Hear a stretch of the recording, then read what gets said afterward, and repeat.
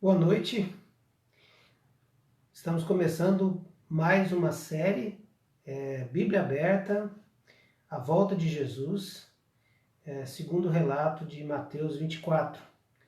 Essa semana, de segunda a sexta, nós vamos, todas as noites, das 19 às 19h30, nos debruçarmos com a Bíblia aberta nesse texto de Mateus 24 e com seus paralelos também em Marcos 13 e Lucas 21. A ideia aqui, queridos, é a gente poder conversar um pouco sobre o que Jesus disse a respeito da sua volta, da segunda vinda dele. Já uma boa noite aqui para Lucibere, para Andréia Tibúrcio. Sejam bem-vindas, queridas. Que bom que vocês estão com a gente aqui. Solange também, uma boa noite. A Ritinha também e o Arthur, que bom que nós podemos estar juntos aqui. A Cléo, seja bem-vinda, Cléo, que bom também você estar com a gente. E esse tempo é um tempo também muito especial, ele é consequência do que nós estamos vivendo. Com certeza você está ouvindo muita coisa a respeito do fim do mundo, do sentimento de que o mundo está acabando, né? Roberto e Iris, que bom, sejam bem-vindos, boa noite. Nice também, o pessoal está chegando. Maria Pacheco, que bom, Maria. Márcia Fernandes também, que bom, Márcia, que você está com a gente também. A Inês, seja bem-vinda, Inês, parabéns pela filha no sábado, né? Parabéns, viu? Que bom a gente poder ter esse tempo juntos. Márcia, boa noite. A Vânia e o Jorge também, a Raquel, tá chegando o povo aí para a nossa live da Bíblia Aberta, trabalhando, olha, o Elton e a Kid também, trabalhando aí esse texto bíblico de Mateus 24 e passar a semana com a Bíblia aberta, pensando nisso. Helga, seja muito bem-vinda também, querida, que bom que você está aqui com a gente. Muito bem, então eu queria dar aqui algumas orientações de como é que vai ser esse nosso tempo de estudo, né? A Neide e a Eliane, sejam bem-vindos, queridos Lani que estão chegando também, muito bem-vindos ao nosso tempo aqui.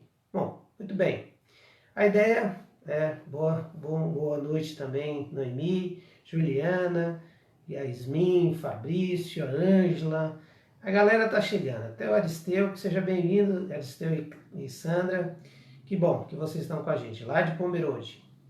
Muito bem, então passando aqui algumas coisas bem simples a respeito dos nossos estudos dessa semana. Não é o meu objetivo algo mais profundo ou até mesmo mais teológico no sentido de escatologia, ou seja, estudo das coisas finais. A minha ideia é pegar o que Jesus disse a respeito da sua vinda e tentar trazer de forma muito prática para a nossa vida, para a gente situar onde nós estamos no contexto histórico e na cronologia que Jesus passa para a gente. E essa cronologia que ele passa no sermão que ele deu, nas palavras que ele deu de Mateus 24, com seus paralelos em Marcos 13 e Lucas 21. Ali então ele vai estabelecer alguns princípios, vai dar alguns sinais, vai nos mostrar não quando ele vai voltar, mas como será a sua volta, os sinais que cercam a sua volta. Então, para tirar muita dúvida a respeito da volta de Jesus, eu gostaria de pensar no texto aqui de Mateus 24. A Ângela está falando aqui, que legal, eles vieram ver você. Duro que não pode abraçar nem beijar. O Ricardo e a Nathalie, a filha e o genro vieram visitar a Ângela. Que bom, queridos, sejam bem-vindos também. A Dilson também chegando e os queridos chegando aí. Bom, então não vamos nos preocupar com linhas teológicas a respeito do fim, mas sim o que Jesus disse a respeito do fim. Essa semana, então, nós vamos debruçar em cima desse Mateus 24, do texto de Mateus 24. Eu queria aqui dar uma linha que nós vamos trabalhar. Hoje nós vamos falar da pergunta que os discípulos fizeram e o que originou essa pergunta dos discípulos para a gente entender um pouquinho do porquê que Jesus foi provocado, digamos assim, a falar sobre o fim e falar sobre a sua segunda vinda. Tá? Amanhã nós vamos trabalhar num conceito que ele chama de princípio das dores, um período de princípio das dores, período de início das dores. Depois nós vamos trabalhar um período que ele chama de período da grande tribulação. E na quinta-feira nós vamos trabalhar o que ele fala de vinda, a vinda dele propriamente dito. E sexta-feira nós vamos falar sobre as parábolas que ele fala, tanto em Mateus 24, como Marcos 13, como Lucas 21, parábolas que remetem à vigilância que nós devemos ter. Então, basicamente é isso que nós vamos trabalhar. E eu queria então começar lendo com você, queria que você abrisse a sua Bíblia, para a gente ler Mateus 24, de 1 a 4, porque é ali que nós vamos nos embasar, e você pode ficar ali com o seu dedinho também em Marcos 13 e Lucas 21, porque nós vamos só referendar o que Jesus falou com os discípulos. É a mesma fala de Jesus, é a mesma conversa que Jesus teve com seus discípulos, escrita por três pessoas diferentes. Pela pessoa Mateus, por Marcos e por Lucas. Então, com a Bíblia aberta, vamos ler o texto. Mateus 24, de 1 a 3, desculpa. Jesus saiu do templo e, enquanto caminhava, seus discípulos aproximaram-se dele para lhes mostrar a construção do templo. Vocês estão vendo tudo isso? Perguntou ele. Eu lhes garanto que não ficará aqui pedra sobre pedra. Serão todas derrubadas. Tendo Jesus se assentado no Monte das Oliveiras, os discípulos dirigiram-se a ele, em particular, e disseram: Dize-nos quando acontecerão estas coisas, e qual será o sinal da sua vinda e dos fins dos tempos? Bom, então Jesus aqui está conversando com seus discípulos no templo. Marcos vai dizer que os discípulos disseram para Jesus: Mestre, que pedras enormes, que construção magnífica. E aí Jesus diz: você está vendo essas grandes construções? Marcos ele vai dizer então lá em Marcos: aqui não ficará pedra sobre pedra, serão todas derrubadas. E os discípulos então fazem as mesmas perguntas: quando acontecerão essas coisas e qual será o sinal de que tudo isso está prestes a acontecer? Em Lucas, a cena está Jesus conversando com os discípulos e observando a viúva, que dá uma oferta de duas moedinhas, e os ricos então depositam muita coisa, e aí Jesus diz que ela deu de tudo. Então os discípulos olham para aquele lugar e comentam, né, como o templo era adornado com lindas pedras e dádivas dedicadas a Deus. E aí Jesus disse: olha, vocês estão vendo tudo isso?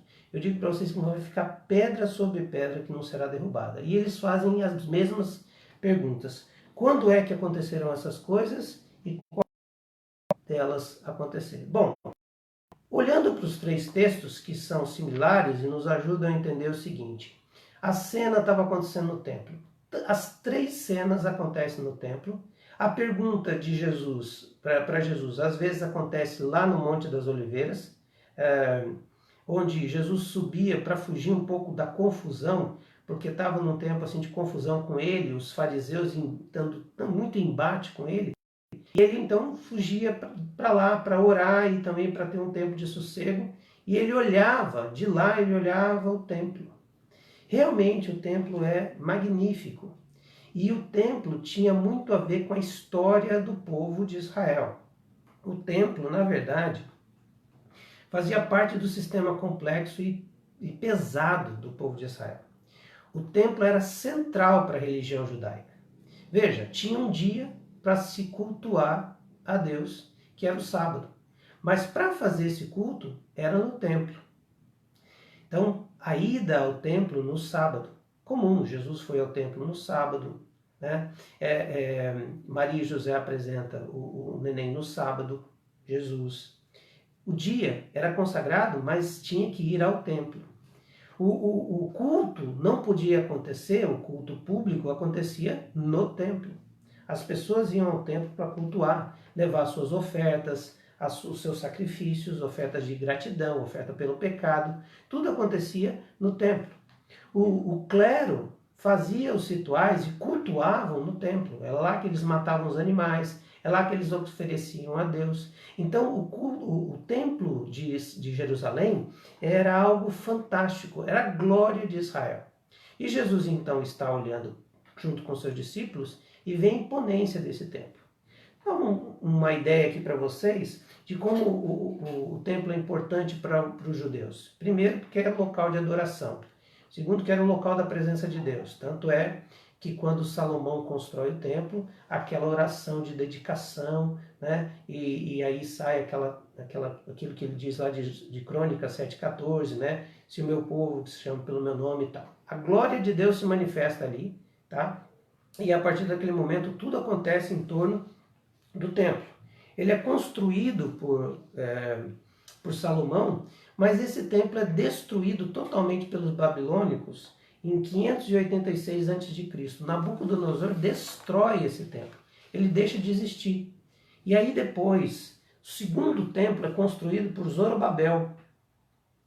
E quando ele é construído por Zorobabel, ele fica um tempo ali, tem muitas lutas e tal, mas ele permanece.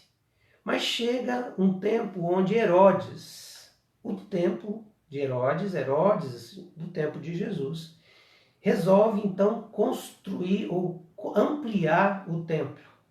E uma jogada muito política, porque ele queria fazer um agrado ao povo, para poder então manter o seu prestígio político junto ao povo judeu, né, e junto a Jerusalém, mas também manter certa imponência com relação aos romanos, para dizer que ele tinha o prestígio do povo e que o povo o amava, e isso era importante, era um capital político também para os romanos.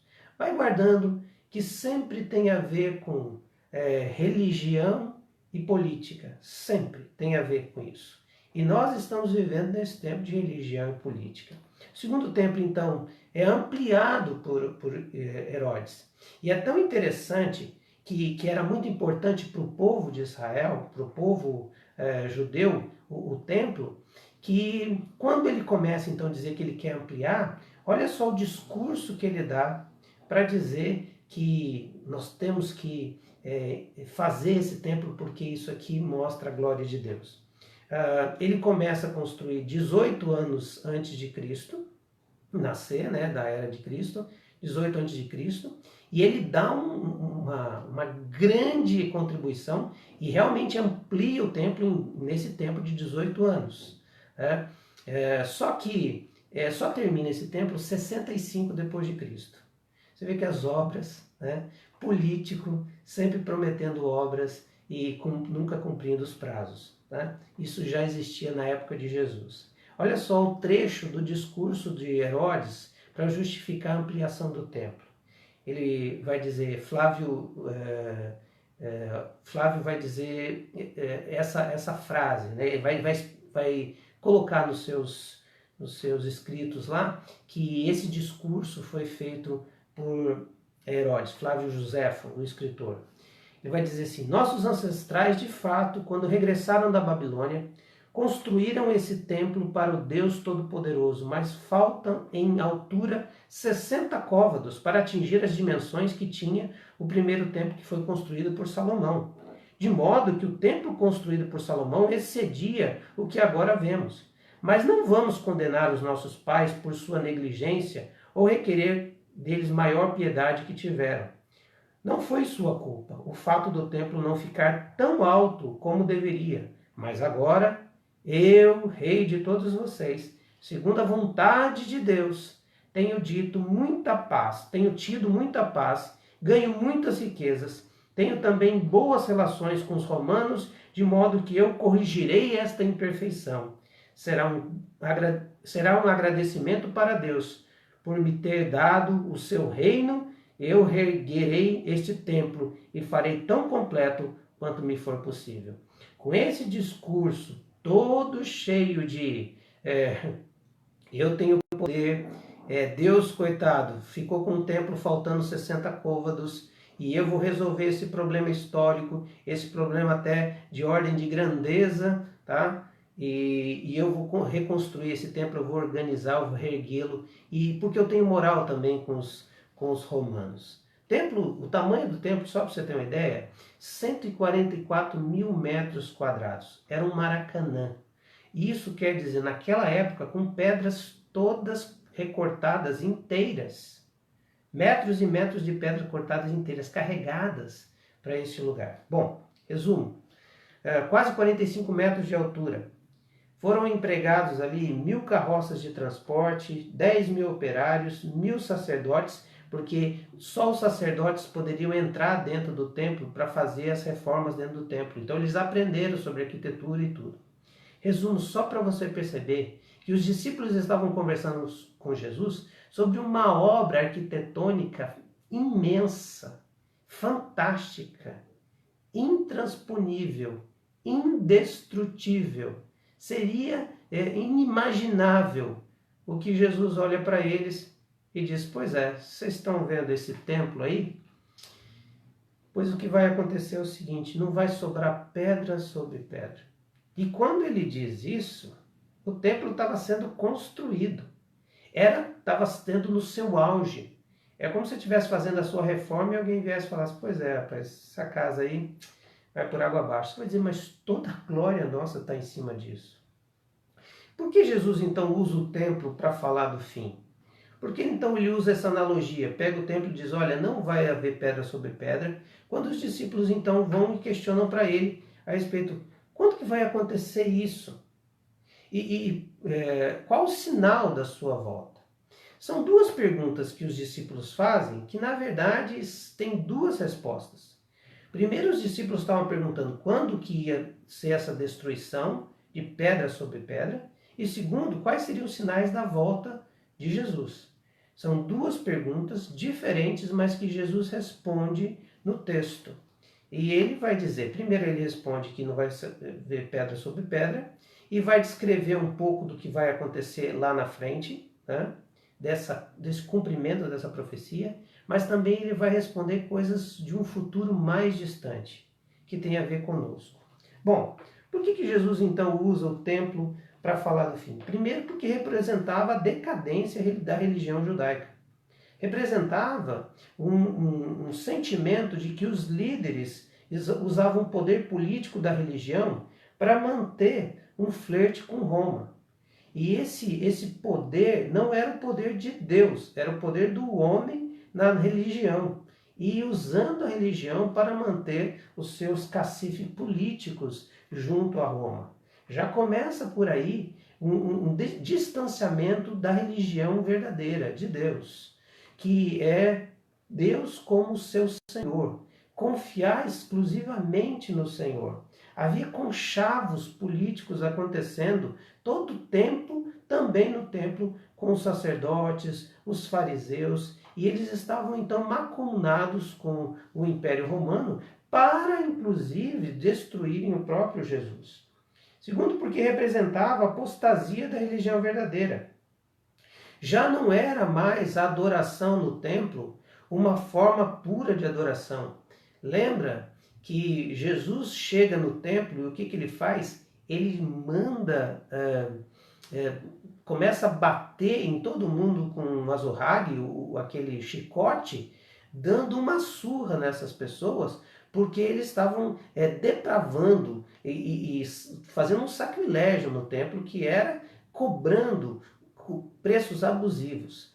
Era mais ou menos assim. Tinha uma moeda do império, que mostrava na sua insígnia uma mulher desolada e um homem em pé, a ideia de que Roma subjugou Israel e Jerusalém, então Jerusalém era capturada, então está escrito Jerusalém, que é Jerusalém capturada, essa era a moeda do império. E só podia entrar no templo com essa moeda, entrava com essa moeda, aí trocava pela moeda do templo. Já havia ágio ali. E aí, para comprar os animaizinhos, então, comprava com esses vendilhões. Já estava tudo errado. porque isso era abominação. Quer dizer, as pessoas não poderiam ter acesso à adoração a Deus se não pagasse. Está vendo algumas coisas semelhantes acontecendo nos nossos tempos hoje? Parece que aquele lugar estava representando não a presença de Deus, mas a presença do dinheiro, do poder, da usurpação das pessoas. O templo estava representando a arrogância da religião sem Cristo, porque eles estavam achando que o fato de entregar os seus sacrifícios, mesmo que sejam de forma tão distorcida, eles estavam resolvendo as suas pendências com Deus. Mas Jesus veio para exatamente ser o cordeiro que tira o pecado do mundo e resolver todas essas questões dessa religiosidade que existia. E por isso o templo não faria mais sentido, porque a partir do momento que Israel não rejeitasse mais o Filho de Deus, seria transformado toda a estrutura de adoração e de culto na pessoa de Jesus. O sacrifício não precisaria existir mais, porque Jesus seria o animal que morreu no lugar. Os sacerdotes estavam todos desempregados e fariseus, porque não precisaria mais de sacerdote, porque Jesus se fez o sacerdote, como Hebreus dizia. E não precisava mais de um dia, porque todo dia seria dia de adoração. E a adoração agora seria onde estava presente o dono da adoração. E se você perceber, Jesus andava pouco no templo e foi pouco a Jerusalém. Ficou muito mais nas periferias, muito mais pelo meio do povo, porque a religião, Jesus não queria montar uma nova religião. Jesus queria que aquela religião de Yahvé fosse transformada na verdadeira religião. E essa religião tem a ver com não usurpar pessoas. Uma religião que tem a ver com aproximar pessoas de Deus e não distanciá-las porque elas não podem ter o dinheiro para pagar o seu sacrifício. E que é uma religião que não tem nada a ver com poderosos. É uma religião do simples, do homem contrito com Deus. Jesus então estava querendo restaurar a religião. Ele queria todo tempo isso. E olha só que coisa interessante. Há duas parábolas que Jesus vai... Uma parábola que Jesus vai dizer e outra expressão dele para dizer o quanto ele queria restaurar Jerusalém. Queria trazer de volta a adoração verdadeira a Jerusalém. E que Jerusalém então entendesse que ele era o rei agora. E que ele era o filho de Deus. E que eles precisavam adorá-lo e reconhecê-lo como Senhor. Primeira parábola do banquete. Não sei se você lembra, de Mateus 22, 1 a 7. Jesus então vai usar essa parábola para dizer o seguinte: olha, havia um homem que deu um banquete de casamento para o seu filho, e aí de repente chamou os convidados, e os convidados não vieram. Ele foi lá e pediu que os servos fossem aos convidados. Chegando lá, os convidados mataram os servos. Aí eles disseram: bom, vou mandar outros. Mataram eles também. E aí ele disse: então eu vou mandar meu filho, porque o meu filho eles não vão matar. Chegando lá e falaram assim: vamos matar o filho. E aí, o que Jesus estava querendo dizer é o seguinte: Jerusalém, e Israel é esse povo que é convidado para o banquete do rei, para as bodas do seu filho, para o casamento do seu filho, e eles simplesmente não só rejeitam o convite, mas como matam o filho. Depois, Jesus vai dizer em Mateus 23, 35 a 38, o desejo de ajuntar Jerusalém debaixo das suas asas. E ele vai dizer assim: sobre vocês recairá sobre o sangue justo derramado na terra, desde o sangue justo de Abel até o sangue de Zacarias, filho de Baraquias, a quem vocês assassinaram entre o santuário e o altar. Eu lhes asseguro que tudo isso sobrevirá a esta geração. Jerusalém, Jerusalém, você que mata os profetas e apedreja os que são enviados, quantas vezes eu quis reunir seus filhos como a galinha reúne os seus pintinhos debaixo das suas asas, mas vocês não quiseram. Eis que a casa de vocês será deserta, ficará deserta. Então Jesus está agora dizendo para os seus discípulos: está olhando esse templo aqui? Isso aqui demonstra a glória de Israel, a sua religião, uma religião que está contaminada porque não adora o Deus vivo, e os seus líderes estão macumunados com os poderosos dessa terra. Está tudo errado. E é por isso que este símbolo da glória vai ser destruído, para que ele seja símbolo do juízo de Deus sobre aqueles que rejeitam o seu Filho. E aí, o cumprimento dessa promessa acontece. A palavra de Deus não revela isso, mas historicamente, no ano 70 depois de Cristo, o imperador Vespasiano, com seu filho Tito, vai até Jerusalém para destruir, porque eles não aguentavam mais as rebeliões do povo judeu.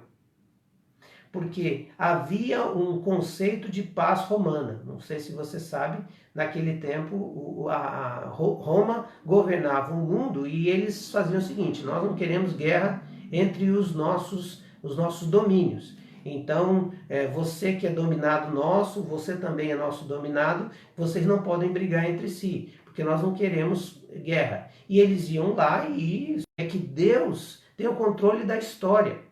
A história humana acha que foi o Império Romano que, por causa da rebelião de Israel, de Jerusalém, né, dos judeus de Jerusalém, porque na época já não tinha mais Israel, tinha só a Judéia, né? Então, dos judeus, a história vai dizer que foram o Império Romano. Mas a história bíblica vai dizer que Deus impetrou o seu juízo sobre aquele lugar numa grande tribulação, para que aquele povo percebesse que eles estavam longe do caminho de Deus. O cumprimento da profecia acontece exatamente porque havia uma desobediência total do povo. E aí nós começamos a puxar para nós. Por que Jesus então usa essa figura? Primeiro, para dizer que a gente precisa entender algumas coisas muito importantes aqui. Que Jesus estava falando algumas coisas para os discípulos para que eles soubessem que as promessas dele se cumprem. E com certeza muitos desses discípulos souberam da morte, dessa destruição. E essa história foi contada para outros para que eles soubessem que um dia Jesus tinha falado e predito que aquele lugar não ficaria pedra sobre pedra. Mesmo a suntuosidade, mesmo com toda a majestade daquele lugar, não ficaria pedra sobre pedra.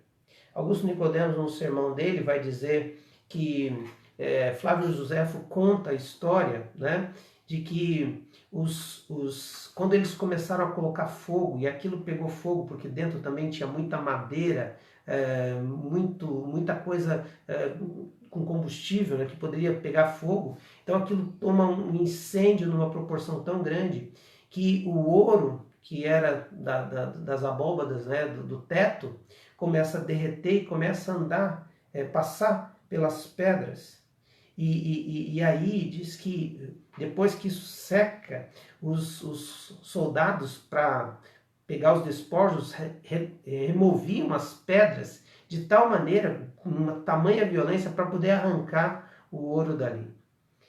Só aí a gente já percebe essa literalidade de Jesus dizendo que não ficaria pedra sobre pedra. A verdade é que as ruínas do templo estão lá, para que a gente possa ver a quantidade de pedras que foram saídas do lugar. Pedras que estavam a 10, 15, 20 metros de distância, 30 metros de distância, que eram de algum lugar específico, foram roladas para baixo. Por quê? Porque a palavra de Deus se cumpre. O que Jesus prometeu, ele cumpre. Primeiro ensinamento nosso a respeito do fim. Jesus está contando esse fato para dizer para eles assim: eu prometi que vou voltar e eu vou cumprir. A prova disso é que isso aqui que vocês estão vendo não vai existir. Então, se eu estou acertando essa previsão aqui, eu vou acertar todas as outras. É bem provável que isso. Essa palavra de Jesus, que nós temos que crer. Eu não sei se você acredita ou não. Sei você que está me ouvindo se acredita ou não. Mas Jesus vai voltar porque ele prometeu. E a prova de que ele tem poder sobre isso é que ele predisse uma coisa impossível, inimaginável. Um templo com suntuosidade, a amizade que estava entre os poderosos, os líderes, com os líderes religiosos de judeus, junto aos líderes romanos, isso seria impossível, mas aconteceu. Segunda lição que a gente tira, os poderosos e os poderes deles passarão. Mas Jesus, no final da história, será o Senhor, rei e poderoso, vencedor sobre todas essas circunstâncias. E terceiro, podemos saber como será o fim. O fim vai ser de tribulação para aqueles que não viverem conforme a palavra do Senhor. O tempo em que estamos vivendo é um tempo muito propício ao que Jesus falou. Estamos vivendo um tempo de apostasia, da mesma forma como havia lá a Europa, numa apostasia. Nós vamos conversar mais sobre os inícios das dores, mas eu queria só pontuar para você que hoje nós temos um cenário muito propício para o discurso de Jesus de Mateus 24, Marcos 13 e Lucas 21. Nós estamos vivendo um tempo do distanciamento de Deus, a Europa e tantos outros países, até mesmo o Brasil. Nós estamos vivendo um tempo do flerte da Igreja de Cristo com os poderes locais, com os poderes constituídos. Nós não entendemos a distância que deve ter a Igreja do Estado.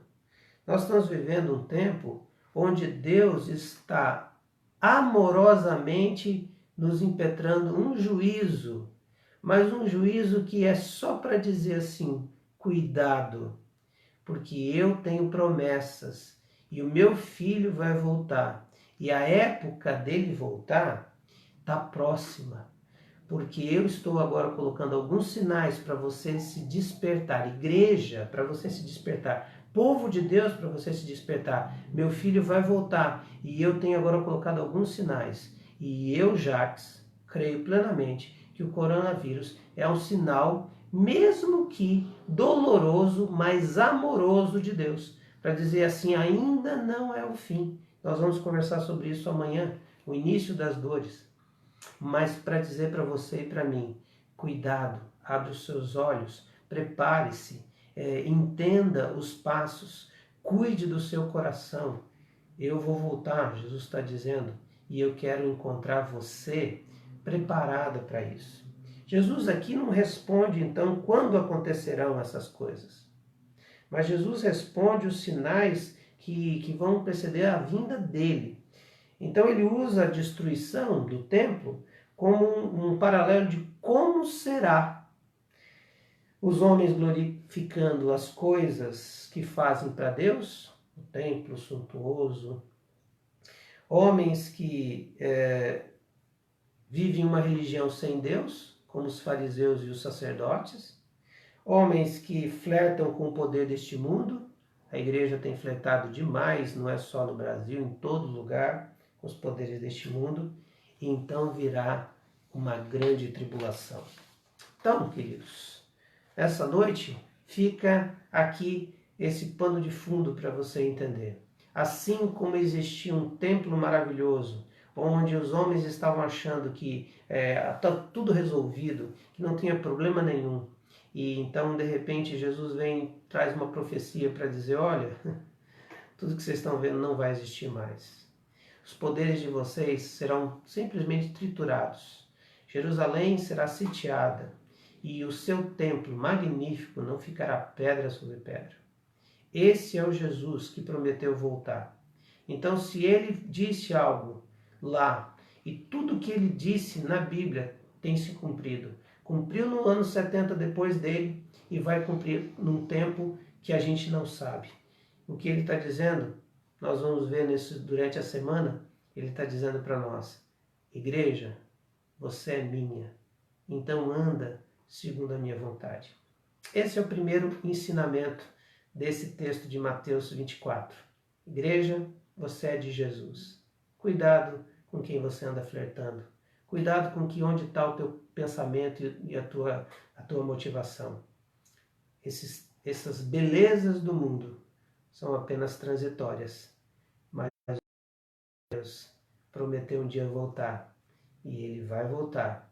E os sinais estão acontecendo. Muito bem? Então, se você crê na volta de Cristo Jesus, eu quero orar com você. Se você não crê na volta de Jesus, eu quero orar por você, porque é assim que vai acontecer biblicamente. E quando a gente crê na volta de Jesus, não é para temer, é para se alegrar. Por isso eu quero orar agradecendo, porque Jesus vai voltar. E Ele, o meu Senhor, o seu Senhor, vai reinar em glória e nós com Ele. Por isso, o fim para nós é o começo. Vamos orar? Senhor Deus, obrigado porque o Senhor deixa na sua palavra sinais que nós podemos entender e perceber a proximidade da volta do seu Filho. Senhor Jesus, desperta no coração da sua igreja uma vida de santidade. Arranca de nós a religiosidade que não glorifica o Senhor. Faz-nos entender a profundidade das suas palavras e nos faz discernir os tempos onde estamos vivendo. E, Senhor, tem misericórdia da nossa nação, deste mundo em que vivemos. E que o Senhor, que vai cumprir a sua promessa, possa encontrar-nos preparados para poder desfrutar disso que o Senhor está prometendo. É assim que nós oramos, em nome de Jesus. Ora vem, Senhor Jesus. Amém, amém e amém. Deus abençoe, queridos, e amanhã nós continuamos com a nossa live de manhã com os Salmos, e aí à noite nós vamos começar a segunda parte dessa história, que é o início das dores, esse período de início das dores que Jesus então menciona depois de ter falado sobre o templo e a sua destruição. Deus abençoe e uma boa noite no nome de Jesus.